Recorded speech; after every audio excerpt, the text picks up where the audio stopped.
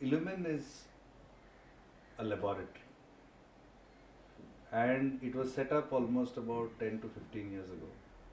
And when it was set up, its goal was to help people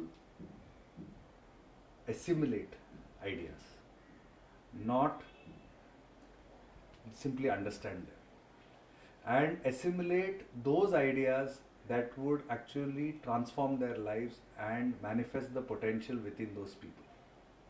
So the whole purpose of the lab is to build these technologies that can enable the assimilation of ideas on a large scale, because our society needs that people be awakened, people be awakened to their potential, awakened to their belief in themselves, awakened to their to a positive mindset, to the idea that they are creators of their destiny, to the idea of trying to solve their own problems without any help from outside, right at the smallest community in this country, without trying to depend on resources, depending upon advice, technical advice from all over the place, but enabling people to find their own solutions to their own challenges. In order to do all this, we needed to actually help people assimilate a whole new set of methods and techniques. For example, if I want somebody to shift from being a victim state of mind to becoming a creator state of mind, it cannot be done by simply telling that person that you have to become the creator of your destiny. How will I build self-esteem in him? I cannot build self-esteem in somebody by just simply telling him that you must have self-esteem. Maybe 1 in 100 cases even telling might help, but 99 out of 100 cases telling is not going to help.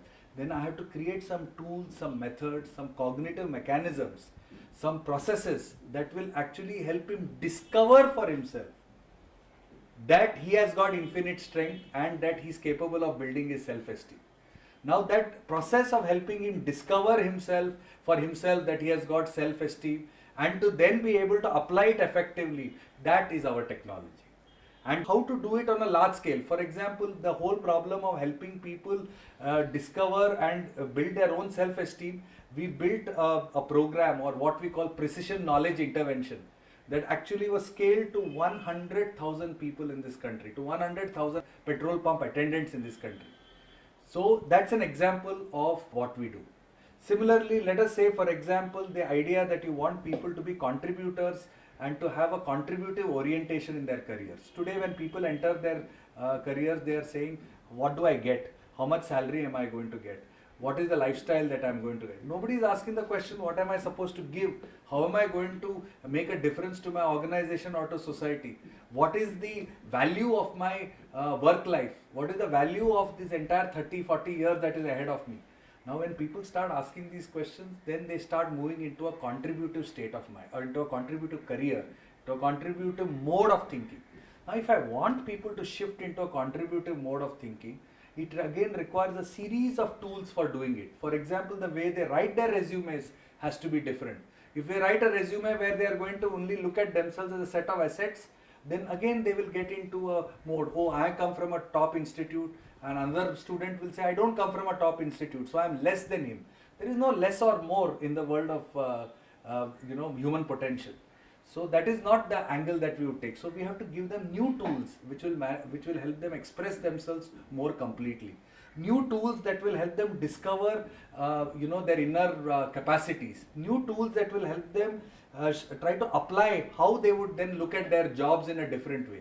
Now all this is the work that we do, and then we have to take that and again scale it to 2 million, 3 million students across this country.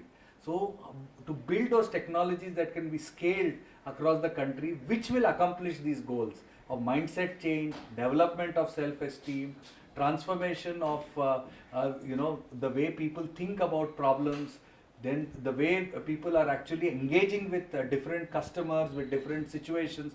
All of these are a cluster of things that are part of what we do. And how we do it is through these cognitive mechanisms which are then scaled.